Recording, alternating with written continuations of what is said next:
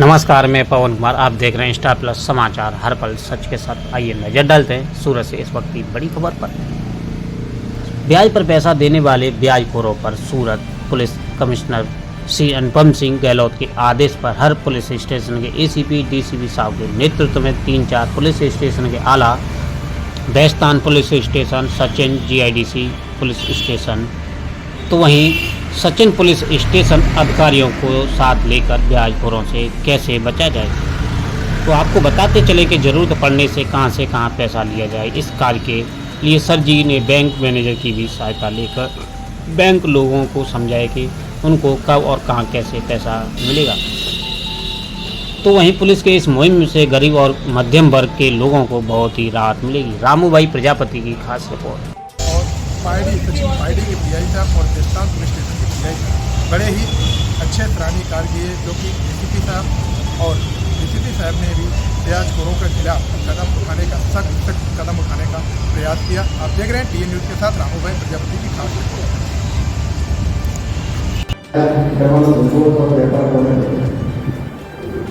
આપણે સૌ જાણીએ છીએ કે આપણા દેશમાં મોટાભાગે જે નાગરિકો જે છે અથવા વર્ગ જે છે એ મોટાભાગે મધ્યમ અને ગરીબ વર્ગ રહેલો છે.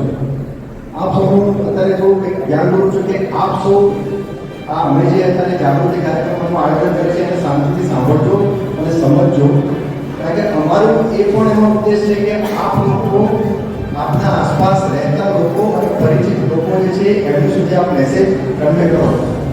એટલા માટે આપ શાંતિથી સાંભળો એ પોલીસ વિભાગ તરફથી નમ્ર વિનંતી છે. તો હું ફરીથી મની લેન્ડર્સ એક્ટ ઉપર આવું તો જે જરૂરિયાતમંદ માણસો હોય, જરૂરિયાતમંદ નાગરિકો હોય, એમને જીવનના કોઈ ને કોઈ તબક્કે લોનની જરૂર પડશે. લોન એટલે પૈસાની આપણે જરૂર પડતી હોય છે અને એ લોન અમુક ઇન્ડિવિડ્યુઅલ વ્યક્તિ અથવા તો કોઈ કંપની અથવા તો એચયુએફ એમને નાણાં ધીરતા હોય છે. હવે કોઈ પણ નાણાં ધીરધાર વ્યક્તિ અથવા તો કોઈ કંપની એમણે જો નાણાં ધીરવાનું કામ ચાલુ કરવું તો ફર્સ્ટ એમને રજિસ્ટ્રેશન કરાવવું પડે. એટલે કે જે તે કન્સર્ન વિસ્તારના રજિસ્ટ્રાર હોય એમના ત્યાં અરજી આપવી પડે અને અરજી આધારે એ લાયસન્સ એને મળે તો જ એ કાયદેસર લોન અથવા તો નાણાં ધીરધારનું કામ કરી શકે છે. બીજી વાત કે કોઈ કાયદેસર અથવા તો કાર્યક્રમોમાં આ લોક દરબારનો કાર્યક્રમનો પણ સમાવેશ થાય છે. લોક દરબાર કાર્યક્રમનું આયોજન કરવા પાછળનો હેતુ એવું છે કે લોકોમાં જાગૃતિ આવે કે ગેરકાયદેસર વ્યાજનો ધંધો કરવાનો કોને કહેવાય, અથવા તો વિક્ટિમ અથવા ભોગ જે બનેલા હોય ગેરકાયદેસર વ્યાજની પ્રવૃત્તિ સાથે સંકળાયેલા ઇસમોનો જે ભોગ બનેલા હોય તે લોકો એ ફરિયાદ કે અરજી કઈ રીતે આપી શકે અને એ સામેથી પોલીસ વિભાગના કન્સર્ન ઓફિસર પાસે જઈ અને રજૂઆત કરી શકે એ માટે જાગૃતિ ફેલાવવા માટે આ લોક દરબારનું આયોજન કરવામાં આવ્યું. આપણે સૌ જાણીએ છીએ કે રાજ્ય સરકાર અથવા તો આપણા સ્ટેટ કે જેમણે શોષણ મુક્ત સમાજનું એક આદર્શ તરીકે લીધેલા છે. શોષણ મુક્ત સમાજ અને ખાસ કરીને આ કોન્ટેક્સમાં વાત કરું તો શોષણ એટલે ગેરકાયદેસર વ્યાજનો જે ધંધો કરતા કિસ્સાઓ જે છે એનાથી જે લોકોનું શોષણ થાય છે એને પ્રોટેક્ટ કરવાની વાત છે. હવે જ્યારે શોષણ જે વર્ગનું શોષણ થતું હોય અને શોષણ અટકાવવું હોય તો એની પાછળ કાયદાનો પીઠબળ અથવા બીજા શબ્દોમાં જોઈએ તો કાયદાના માટે જરૂરી છે. એ જ અનુસંધાને અંગ્રેજીમાં વાત કરીએ તો ગુજરાત મની લેન્ડર્સ એક્ટ અને ગુજરાતીમાં વાત કરીએ તો ગુજરાત નાણાં ધીરધાર બાબતોનો અધિનિયમ. खाते होंगे अगर वहाँ पे बैंक कुछ जो भारत सरकार द्वारा कुछ स्कीम जो छोटे व्यापारियों के लिए चलाई जा रही है उसकी थोड़ी सी जानकारी आपको दे देता हूँ, बट मैं हिंदी में नहीं दे पाऊँगा जानकारी. हाँ, एक तो अगर आप लोगों ने कई लोगों ने उपयोग लिया होगा लोन का 10,000, 20,000 और 50,000 का लोन भारत सरकार का पीएम स्वनिधि स्ट्रीट वेंडर आत्मनिर्भर जो लोन है वो मिलता है। आप एसएमसी ऑफिस में भी जाके या किसी भी ब्रांच में जाके आप उसके बारे में जानकारी ले सकते हैं।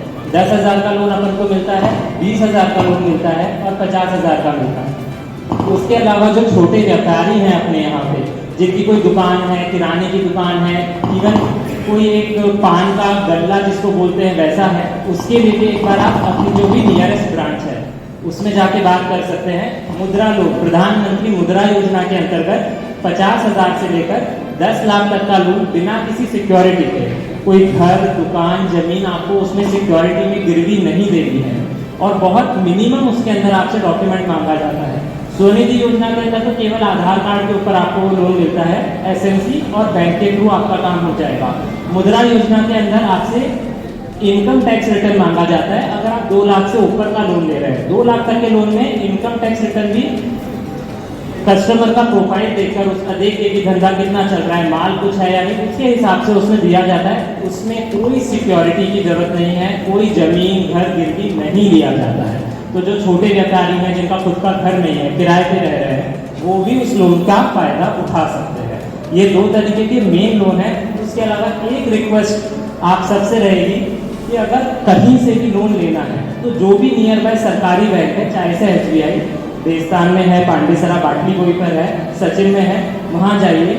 मैनेजर का कैबिन है, SBI open cabin policy follow करता है। आप मैनेजर के कैबिन में सीधे मैनेजर के पास जाओ, उसमें डरना नहीं है, घबराना नहीं है। आप सीधे मैनेजर के पास जाओ, उससे एक बार बैठ के बात करो कि सर हमको लोन की आवश्यकता है, ये मेरे कागज हैं और मुझे कितना लोन मिल सकता है। जो भी वहाँ पे ऑफिसर बैठा होगा, मैनेजर बैठा होगा, वो गाइड करेगा, वो बताएगा। तो आप कहीं थर्ड पार्टी पे जाने से अच्छा है एक बार जरूर अपने नियर बाय किसी भी सरकारी बैंक, एसबीआई बैंक में जाइए और सीधे मैनेजर से मुलाकात करिए। कोई तकलीफ नहीं है, आप वहाँ जाएंगे, आपकी सहायता जरूर ही होगी। धन्यवाद। વિષયોના અમુક મેક્સિમમ વ્યાજના દર નક્કી કરતી હોય છે, અનસિક્યોર્ડ અને સિક્યોર્ડ બંને અલગ અલગ વિષયો ઉપર. એટલે ધારો કે 11%, 12%, બરાબર છે. તો એ મેક્સિમમ વ્યાજનો દર એ જે તે વ્યક્તિ અથવા જે તે કંપની જેને લોન આપતા હોય અથવા વ્યાજથી નાણાં આપતા હોય એની પાસેથી વસૂલ લઈ શકે. એનાથી વધારે વ્યાજના દર ના લઈ શકે. એની સાથે સાથે અમુક વખતે રજિસ્ટર્ડ થયેલા અથવા અનરજિસ્ટર્ડ જ્યાં નાણાં ધીરધારની પ્રવૃત્તિ સાથે સંકળાયેલા હોય એ વ્યક્તિઓએ જેમને નાણાં આપેલા હોય વ્યાજે એમની પાસેથી અમુક લખાણો લેતા હોય છે. એ લખાણો ગેરકાયદેસર હોય. લખાણો ગેરકાયદેસર એટલે કે એમની એમાં પ્રોપર્ટી લખાઈ દીધી હોય ગેરકાયદેસર રીતે, ગેરકાયદેસર ચિઠ્ઠી લખાઈ દીધી હોય, એ ચિઠ્ઠીમાં અથવા તો પહોંચમાં ઊંચા દર બતાવેલા હોય, ચક્રવૃદ્ધિ વ્યાજ હોય, બરાબર, એમની પ્રોપર્ટી અને એનું વાર્ષિક વ્યાજ આવે છે 11%. તમારી પાસે જો યોગ્ય ડોક્યુમેન્ટ હોય તો એમાં સબસિડી પણ લાયબલ છે 4%ની એસએલસીની. તો એમાં સામાન્ય ઈશ્રમ કાર્ડ જોઈએ છે અને પાન કાર્ડ, આધાર કાર્ડ. એના આધાર પર અમે 1 લાખ રૂપિયા સુધીનું 3 વર્ષની મુદત માટે 11% લઈને ધિરાણ આપીએ છીએ. તો જો જરૂરિયાતવાળા વ્યક્તિ હોય તો કોઈ થર્ડ પાર્ટીની જરૂર નથી. તમે ડાયરેક્ટ બેંક પર મેનેજર અથવા કોઈ પણ અધિકારીનો સંપર્ક કરીને તમે જાતે એની પ્રોસેસ કરી શકો છો અને તમને ફૂલ સપોર્ટ કરવામાં આવશે, કોર્પોરેટ પૂરેપૂરો કરવામાં આવશે. તમને જે ખ્યાલ નહીં આવે તો બેંક તરફથી તમને ફોર્મ પણ ફિલઅપ કરીને આપવામાં આવશે. પણ બેઝિકલી ડોક્યુમેન્ટ લાવી અને બેંક દ્વારા તમે ધિરાણ મેળવો એવી વિનંતી છે કે તમે ઊંચા વ્યાજથી મોટા બિન અધિકૃત વ્યક્તિ પાસેથી મોટા ઊંચા વ્યાજના ભારણમાં નહીં પડે. Thank you. થાય છે. અને જનરલી આવા જે ભોગ બનનાર હોય છે, મેં અગાઉ જેમ કહ્યું એમ કે નબળા અને આર્થિક રીતે પછાત અને મજદૂર હોય, ખેતમજૂર હોય, ખેડૂત હોય, કારીગર વર્ગ હોય, એમનામાંથી મોટાભાગે આવતા હોય છે.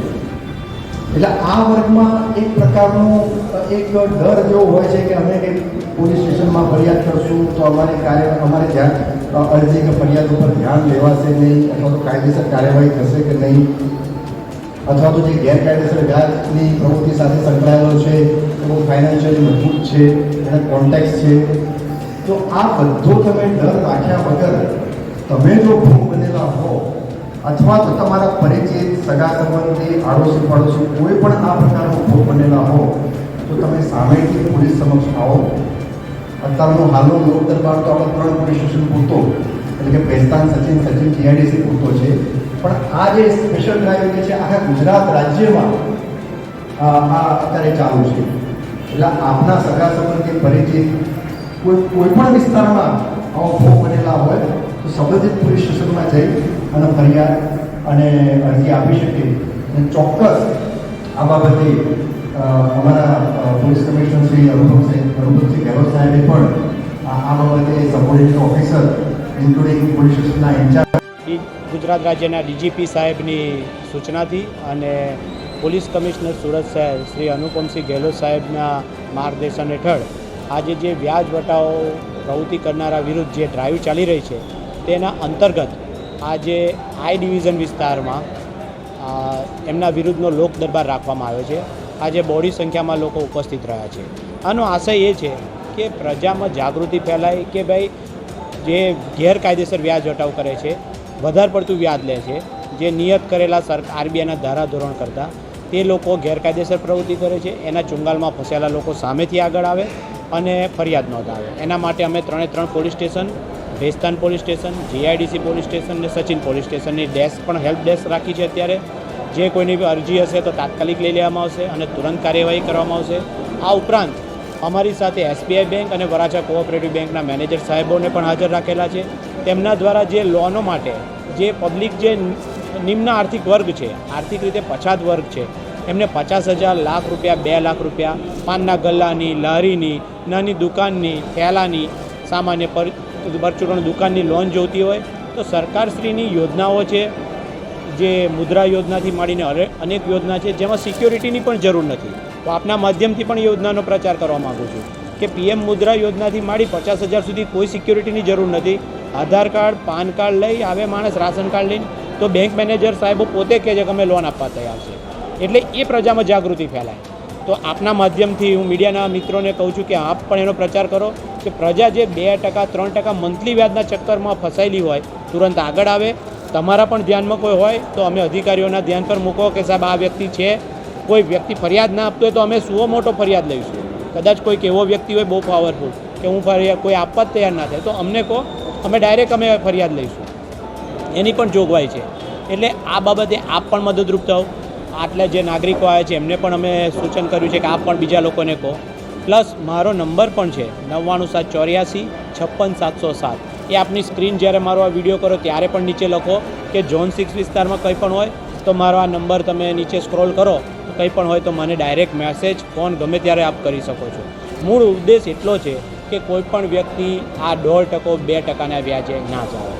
અને બીજું, સરકાર જે સાહુકારદારો છે એમાં પણ 1%થી વધારે વ્યાજ લેવાનું નથી સિક્યોર લોનમાં, અને 18%, 1% એટલે 12%, અને 18% અનસિક્યોર લોનમાં.